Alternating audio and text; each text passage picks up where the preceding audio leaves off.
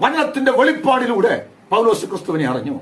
പൗലോസിന്റെ ക്രിസ്തു ദർശനം, ദൈവദർശനം വളരെ വിശാലമാണ്. ആ പരിജ്ഞാനത്തിന്റെ ശ്രേഷ്ഠതയോർത്തപ്പോൾ പൗലോസ് എല്ലാം ചപ്പൊന്നും ചവറൊന്നും എണ്ണി. ഇന്ന് വചനങ്ങൾക്ക് ദൈവമക്കളെ, നാം സേവിച്ചാരാധിക ദൈവം ആരാണെന്ന് നമ്മൾ വ്യക്തമായി കൃത്യമായി മനസ്സിലാക്കിയിരിക്കണം. ആ ദൈവം നമ്മളെ സഹായിക്കുന്ന ദൈവമാണ്. നമ്മുടെ കഷ്ടങ്ങളിൽ കൂടിയിരിക്കുന്ന ദൈവമാണ്. പൗലോസ് പറയുക, എന്നെ ആമേശ്വത്ര രക്ഷിച്ച എന്റെ കർത്താവ്, ഈ വേലയ്ക്ക് എന്നെ വിളിച്ച കർത്താവ്, എന്നെ നിയമിച്ച കർത്താവ്, പ്രൈസ് ദി ലോർഡ്, ആ കർത്താവ് എന്നെ ആമേശ്വത്ര സൂക്ഷിക്കുമെന്നും ഈ കാരാഗൃഹത്തിൽ ഞാൻ കിടക്കുമ്പോൾ ഇവിടെ നിന്ന് വിടിവിക്കുവാൻ എന്നെ കഴിയുമെന്നും, അതില്ല ഇതിനപ്പുറത്തേക്ക് ഒരുപക്ഷെ മരണമാണ് വരുന്നതെങ്കിലും നിത്യതയ്ക്ക് എന്നെ കൊണ്ടുപോകുമെന്നും പൗലോസിന് ഉറപ്പുണ്ട്.